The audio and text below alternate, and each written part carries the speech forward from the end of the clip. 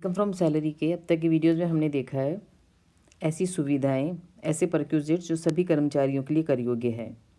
इस वीडियो में हम देखेंगे या इसके आगामी जो वीडियो होंगे उसमें हम देखेंगे ऐसे सुविधाएं, ऐसे परक्विजिट्स जो विशिष्ट कर्मचारियों के लिए, केवल विशिष्ट कर्मचारियों के लिए कर योग्य है। यानी यदि कर्मचारी विशिष्ट कर्मचारी है तो ये सुविधाएं कर योग्य होंगी, यदि वो विशिष्ट कर्मचारी नहीं है तो ये सुविधाएं उनके लिए कर मुक्त होंगी, आपको इनकम में शामिल नहीं करनी है।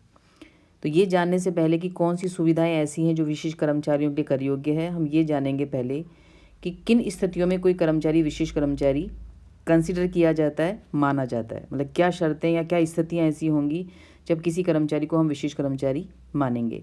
तो कौन कौन सी शर्तें या स्थितियां हैं वो हम इस वीडियो में देखेंगे। पहली जो स्थिति है वो है कर्मचारी जो कंपनी का संचालक भी है, विशिष्ट कर्मचारी कहलाएगा।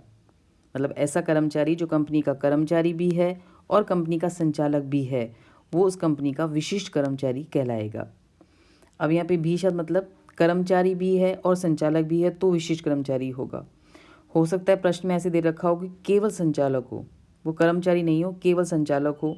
तो उस स्थिति में क्या करेंगे हम, तो हमें उसका सैलरी का जो बेसिक रूल था अपना, जो स्टार्टिंग का मैंने रूल्स में समझाया था आपको, पहला जो बेसिक नियम था कि कोई भी इनकम, कोई भी आय इनकम फ्रॉम सैलरी शीर्षक में तभी शामिल करेंगे जब देने वाले और लेने वाले के बीच में नियोक्ता कर्मचारी का संबंध हो। यानी देने वाला नियोक्ता और लेने वाला कर्मचारी है तो इनकम फ्रॉम सैलरी में आएगी। यदि ये संबंध नहीं है तो फिर इनकम हमारी जाएगी या तो इनकम फ्रॉम अदर सोर्सेज में या income from business and profession में, जैसी भी स्थिति हो। तो यदि वो केवल संचालक है तो वही देने वाला हो गया नियोक्ता और वही लेने वाला हो गया, स्वयं देने वाला है स्वयं लेने वाला है। तो यहाँ पे वो संबंध एग्जिस्ट नहीं करता जो इनकम फ्रॉम सैलरी के लिए आवश्यक है। तो उस स्थिति में संचालक की पूरी सैलरी जो भी उसको मिलेगी वो जाएगी हमारी इनकम फ्रॉम अदर सोर्सेज में। इनकम फ्रॉम सैलरी के रूल्स उस पर लागू नहीं होंगे। तो यहाँ पे कब शामिल करेंगे, जब वो संचालक भी है और कर्मचारी भी है, दोनों स्थितियाँ हैं तो विशिष्ट कर्मचारी कहलाएगा। विशिष्ट कर्मचारी है तो उससे संबंधित सारे सुविधाएं हमारी कर योग्य होंगी। तो पहला पॉइंट, यदि प्रश्न में लिखा हुआ है कि कर्मचारी कंपनी का संचालक भी है तो विशिष्ट कर्मचारी कहलाएगा।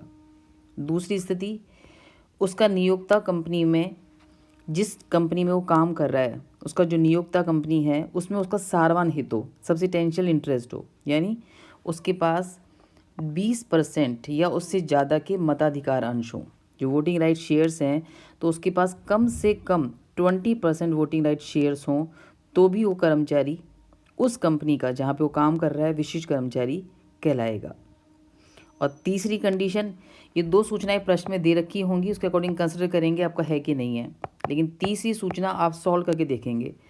गत वर्ष में कंपनी की कर्मचारी की मौद्रिक कर योग्य वेतन, मॉनेटरी टैक्सेबल सैलरी 50,000 रुपये से अधिक हो। यहाँ पे हम मॉनेटरी टैक्सेबल सैलरी को खुद कैलकुलेट करेंगे और फिर देखेंगे 50,000 से ज़्यादा है कि 50,000 से कम है। जैसे यदि पहली सूचना है तो हमें कुछ और देखने की ज़रूरत नहीं है, यदि दूसरी सूचना है तब भी हमें कुछ देखने की ज़रूरत नहीं है, दोनों सूचनाएं नहीं हैं तो हम तीसरी सूचना अपने आप चेक करेंगे, उसका मौद्रिक कर योग्य वेतन ज्ञात करेंगे। यदि वो 50,000 से ज़्यादा है तो विशिष्ट कर्मचारी होगा, 50,000 से कम है तो विशिष्ट कर्मचारी नहीं होगा। अब क्या मतलब है यहाँ पे मौद्रिक कर योग्य वेतन से, तो पहली चीज़ तो ये कि कर योग्य है। कर योग्य मतलब पहले अपन निकालेंगे ग्रॉस सैलरी, उसमें से डिडक्शंस घटाएंगे। डिडक्शन में आपको पिछले एक वीडियो में मैंने समझाए हुए हैं, 3 डिडक्शंस होते हैं हमारे। एक वैधानिक कटौती जो हमें मिलती है 50,000 रुपये की, एक मनोरंजन भत्ते की कटौती जो मिलेगी सिर्फ सरकारी कर्मचारी को मैक्सिमम 5,000 रुपये तक, उसके नियम मैंने उस वीडियो में समझाए हुए हैं या बुक में भी आप लोग देख सकते हो। और एक एम्प्लॉयमेंट टैक्स, रोजगार कर या नियोजन कर जो चुका दिया गया है। ये 3 कटौतियाँ हम घटाएंगे तो निकलेगी हमारी कर योग्य वेतन। अब ग्रॉस सैलरी में निकालते समय ध्यान रखना, यहाँ पे ग्रॉस सैलरी सिर्फ मौद्रिक आएगी, मौद्रिक जो आपको मॉनेटरी फॉर्म में मिल रही है। तो ऐसी सुविधाएं जो आपको सिर्फ अपने पास से दिए नियोक्ता ने, उसकी वैल्यू आपको यहाँ पे शामिल नहीं करनी है। किसी भी सुविधा के लिए नियोक्ता ने कोई पैसा मॉनेटरी फॉर्म में चुकाया है, कैश के फॉर्म में चुकाया है, तो वही आपको शामिल करना है।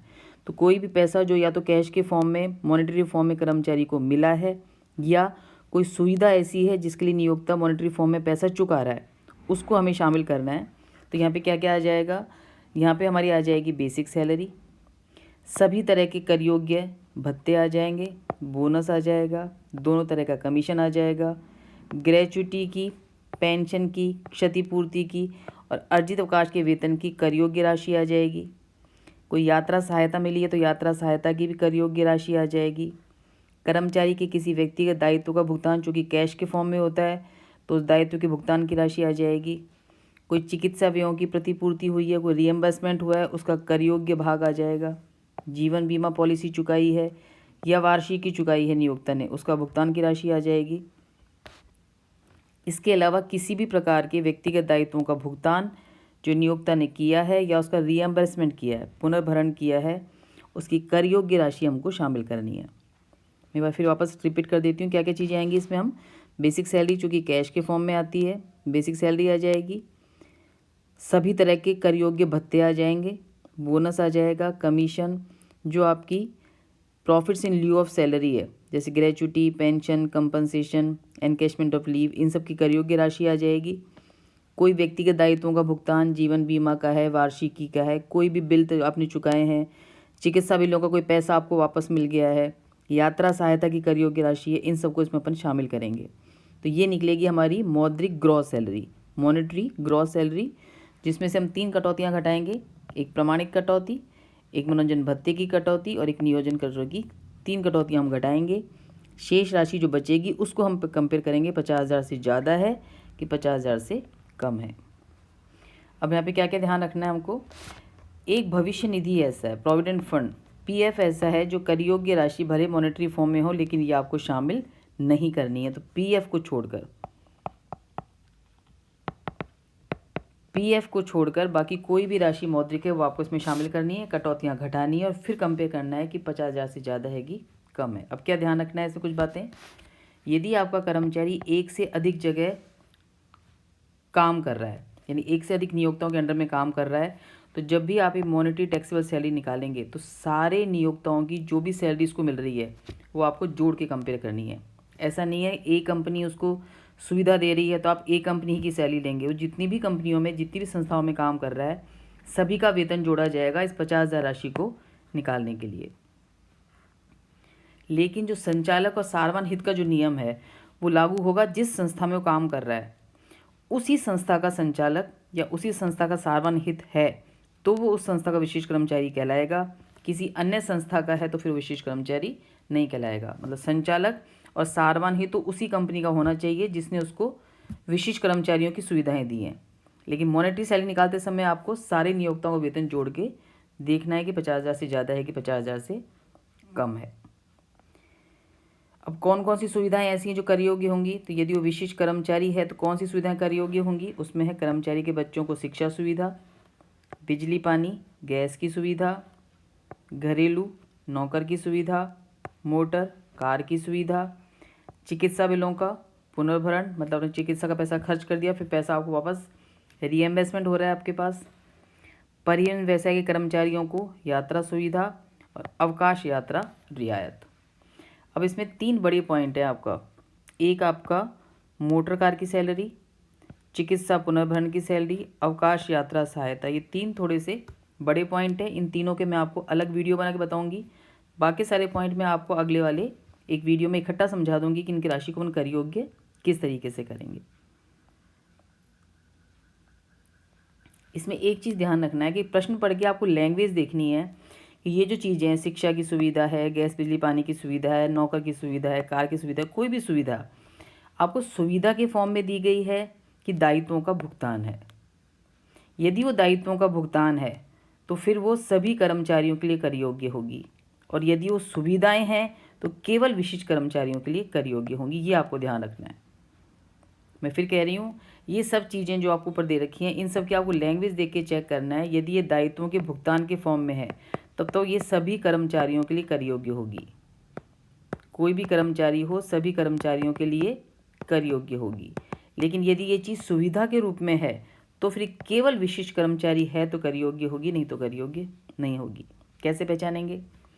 यदि आपके नियोक्ता ने ही आपको बच्चों को पढ़ने की सुविधा खुद ने प्रोवाइड करवाई है, या खुद उसने आपको बिजली पानी गैस की सुविधा खुद ने दी अपनी तरफ से, या खुद ने नौकर लगा के दिए हैं, अपनी कार आपको दी है सुविधा के फॉर्म में, तब तो वो सुविधा कहलाएगी और तब वो कर योग्य होगी केवल विशिष्ट कर्मचारी के लिए। लेकिन आपके बच्चे किसी स्कूल में पढ़ रहे थे, या आपके घर में जो भी बिजली पानी गैस का जो बिल आ रहा था, या आपके खुद के नौकर जो घर में आपने खुद ने लगाए थे, सुविधा नहीं थी, कर्मचारी ने खुद ने नौकर लगा रखे थे, या खुद की कोई कार थी जिसका भुगतान नियोक्ता ने बाद में कर दिया, सुविधा नहीं दी थी, लेकिन जब इसके बिल आए, बच्चों की फ़ीस के पैसे आए, या बिजली पानी गैस का बिल आया, या नौकरों की पेमेंट था, वो नियोक्ता ने कर दिया अपनी तरफ से, तो वो व्यक्तिगत दायित्वों का भुगतान माना जाएगा जो सभी के लिए कर योग्य होगा।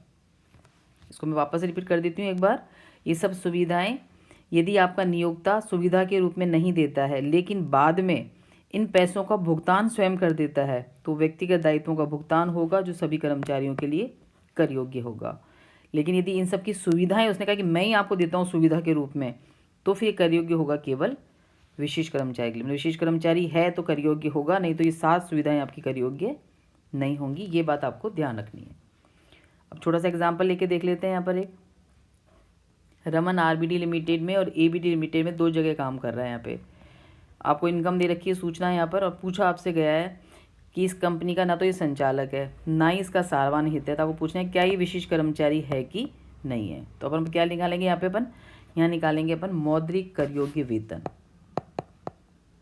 मौद्रिक कर योग्य वेतन हम निकालेंगे 50,000 से ज़्यादा है कि नहीं है। तो इसमें क्या क्या आ जाएगा, इसमें जिस 2 जगह काम कर रहा है, तो यहाँ पे बेसिक सैलरी आपकी पूरी आ जाएगी 50,000 प्लस 30,000 यानी 80,000। डीए पूरा आ जाएगा यहाँ पर 16,000 plus 4,000 20,000। Education allowance, children education allowance में आपका नियम है, यहाँ पे एजुकेशन अलाउंस मिल रहा है आपको 3,000, चूँकि ये 2 बच्चों के लिए है, आपको मिलता है 100 रुपये प्रति माह प्रति बच्चा, मैक्सिमम 2 बच्चों के लिए, तो 2400 आपका कर मुक्त हो जाएगा। यहाँ पे कर योग्य राशि आ जाएगी 600 रुपये की। गैस बिजली पानी के बिलों का आ जाएगी राशि यहाँ पर 2,400 रुपये। मेडिकल अलाउंस पूर्णतः कर योग्य है, ये भी आ जाएगा 2,000 रुपये। चिकित्सा बिलों का पुनर्भरण, ये भी हमारा मौद्रिक वेतन है, ये भी आ जाएगा। उसके बाद एम्प्लॉयर पीएफ का पैसा आपको इसमें शामिल नहीं करना है, और रेंट फ्री अकोमोडेशन की सुविधा नहीं आएगी। यदि ये मकान नियोक्ता ने किराए पर लेके इसको दिया हुआ होता, तो जो राशि किराए की चुकाई थी वो आपको यहाँ पे शामिल करनी है, इस 5,000 रुपये को आपको शामिल यहाँ पर नहीं करना है। इन सबको हम जोड़ लेंगे, इसमें से लेस करेंगे हम डिडक्शंस। डिडक्शन 3 है, एक तो है आपका स्टैट्यूटरी डिडक्शन जो है आपका कितने रुपए का, 50,000 रुपये का। मनोरंजन भत्ते की सूचना प्रश्न में नहीं है, ना ही यहाँ पे नियोजन कर की सूचना है, तो सिर्फ एक ही कटौती घटाएंगे यहाँ पे अपन 50,000। तो इन सब का टोटल हमारा आ जाएगा यहाँ पर 1,09,700। इसमें से कटौती घटा देंगे 50,000 की, तो राशि बचेगी 59,700 की। चूँकि मोर देन 50,000 है, मतलब ये हमारा स्पेसिफाइड एम्प्लॉय, एक विशिष्ट कर्मचारी है। विशिष्ट कर्मचारी है इसलिए ये सभी सुविधाएं क्या हो जाएंगी, हमारे लिए कर योग्य हो जाएंगी। तो इस तरीके से आपको गणना करनी है। यदि वो संचालक भी नहीं है, सारवान हित भी नहीं है, तो फिर इस तरीके से हम मौद्रिक राशि निकाल के देखेंगे 50,000 से कम है कि 50,000 से ज़्यादा है। इस पॉइंट्स को पढ़ के देखिए, कोई डाउट आए तो मुझसे पूछिए। आज के लिए इतना ही।